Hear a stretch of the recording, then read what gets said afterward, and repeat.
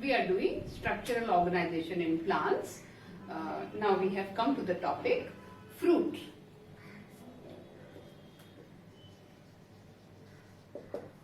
What is fruit? So,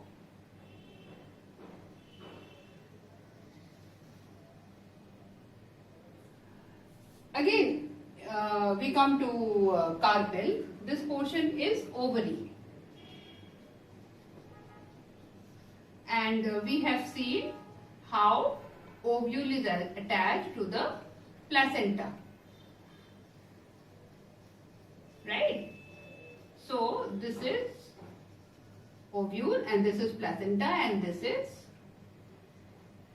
funicle. This is funicle. This is placenta. I'm just mentioning these things because we don't need it, but since we know, and it will help to keep it in mind. And this is ovule. So we need this and this at the moment.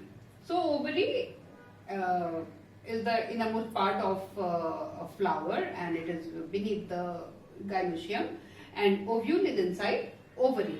Now, after fertilization, after pollen has landed, then this pollen tube is formed and it goes inside and fertilizes the egg.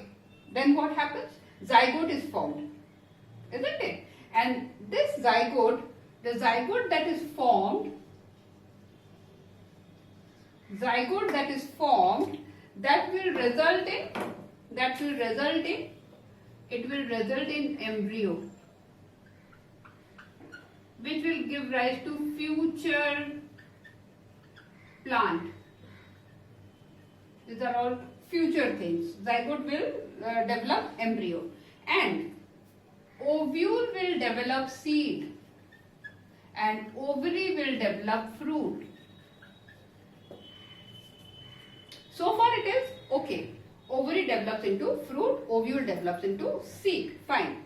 But sometimes it so happens, like now when this ovule is, ovary is, where is this located? This ovary is located on the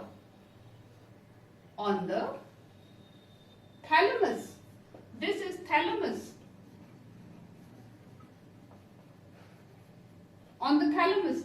And the thalamus had calyx. It had calyx, right? It had calyx and it had corolla. It had corolla also. Sometimes it so happens that the fruit that we eat has not come from the ovary. Ovary might be there, is there, but it is not the edible part. Edible part is the thalamus. The thalamus becomes fleshy, and that provides stored food. As in case of apple or strawberry, we are eating the thalamus. We are not eating the fruit which has come from ovary. We are eating fruit which has come from thalamus. So the fruit which is coming from ovary, this is true fruit, and fruit which is coming from other part, maybe thalamus, maybe calyx sometimes, maybe corolla sometimes, these are called false fruit. False fruit. So true fruit and false fruit, the definition of true fruit will be those fruit which develops from the ovary, and false fruit will be those fleshy part which we eat which do not come from ovary but comes from other parts of the flower. So that is the difference between true fruit and false fruit. Let us quickly quickly summarize what true fruit and false fruit are.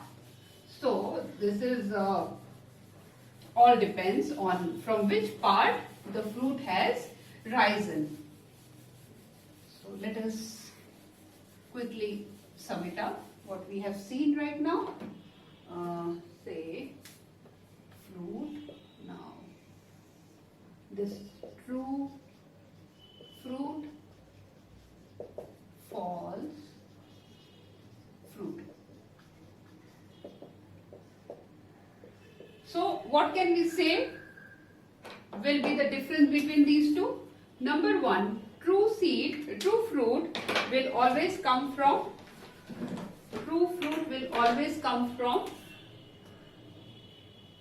it will develop from ovary, whereas false fruit, it will develop from any part of the flower or inflorescence.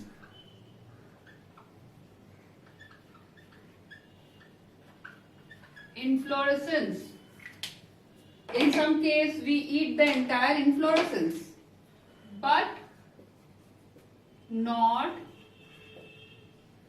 ovary. This will come from ovary. This will not come from ovary. This will come from any other part. Then true fruit, it will have seed.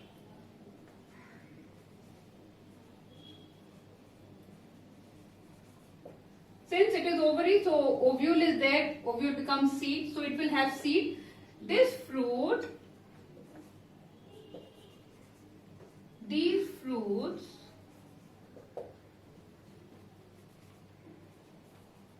will also have seed and very compressed ovary.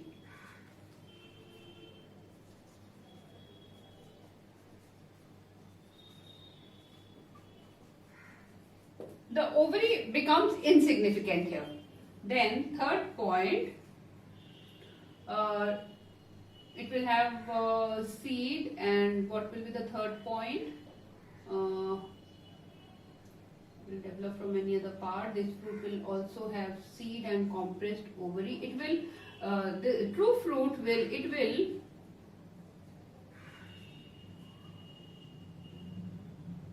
not possess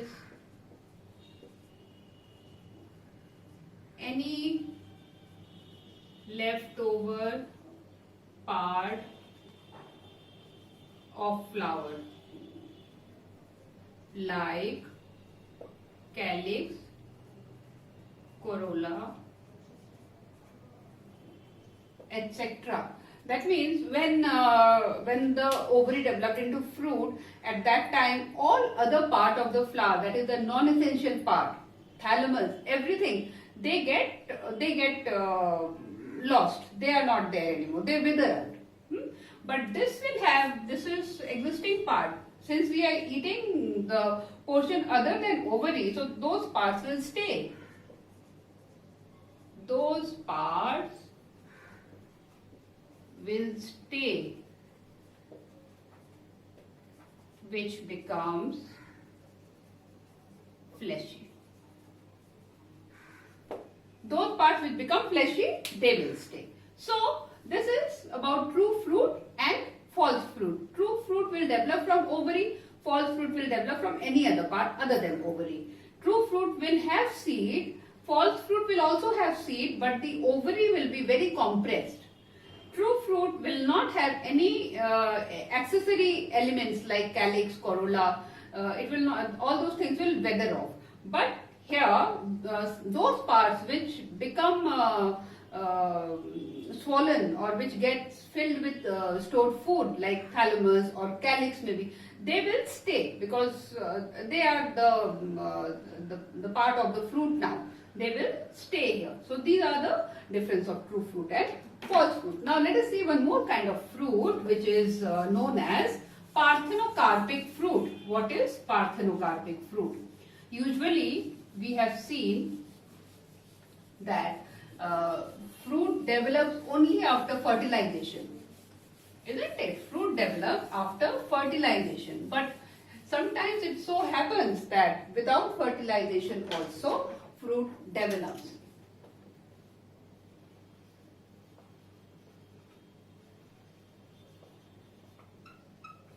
Parthenocarpy. Partheno means virgin. Fruit developing without fertilization. Fertilization has not taken place. The ovary the ovule that it had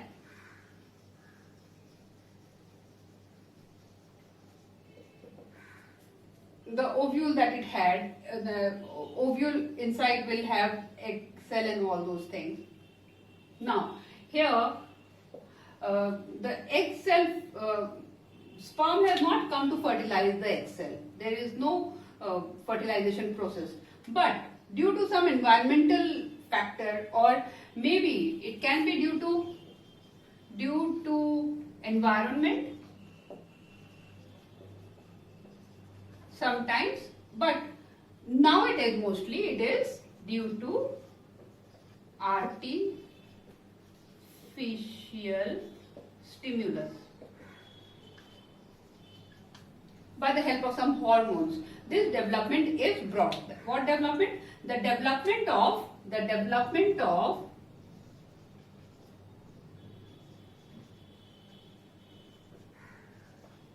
ovary into fruit. The development of ovary is brought. The ovary is there. Ovule, it's nothing to do with the ovule. The ovule will be disintegrated, but the ovary will become fleshy due to the use of artificial stimulus. So that is known as parthenocarpy. Parthenocarpy means development of ovary into fruit without fertilization. So this kind of fruit, they are free from seed. They do not possess seed.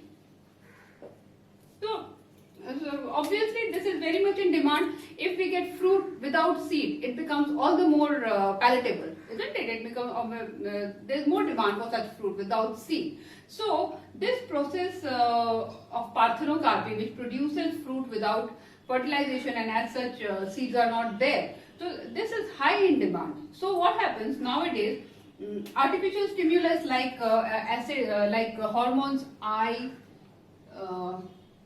indole acetic acid or NAA, naphthalene acetic acid. These are hormones, plant hormones, which are used to induce parthenocarpy. So this is parthenocarpy, development of fruit without fertilization. So let us see now the difference between parthenocarpy and true fruit. Parthenocarpy example, we'll talk about example also, parthenocarpic fruit.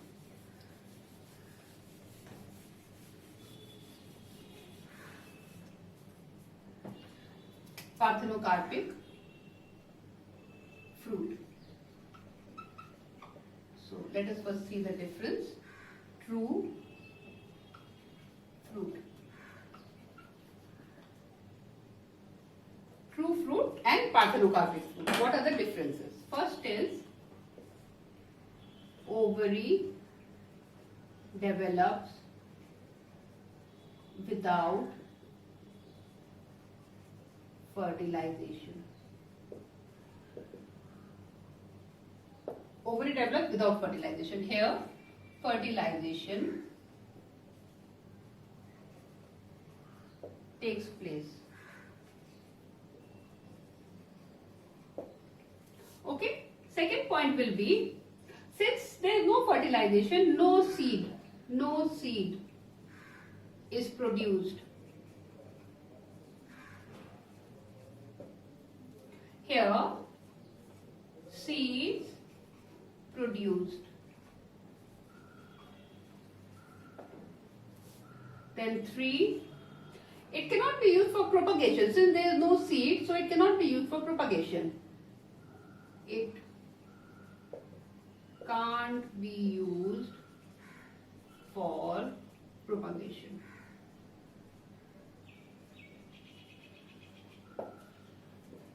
It can be used.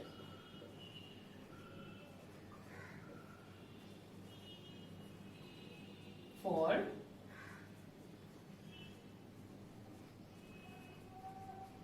propagation. Since seed is present, so it can be used for propagation. That means for developing new plants. Example of parthenocarpic fruit will be banana,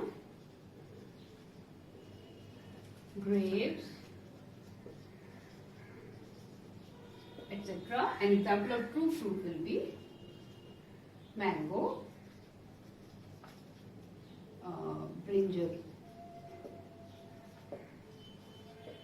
So this is about parthenocarpic fruit and true fruit difference. So with this we come to end of parthenocarpic fruit. Now let us quickly see the structure of a typical fruit. A typical fruit which comes from fertilized ovary. Typical fruit will always come from fertilized ovary. So let us see what are the parts of a typical fruit.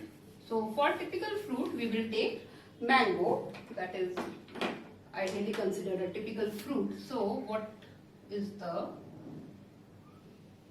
internal structure of mango? So let us take, this is a rough diagram of mango. So here, since I don't have yellow, so this is the seed. This is the seed. This is the inner cover of the seed.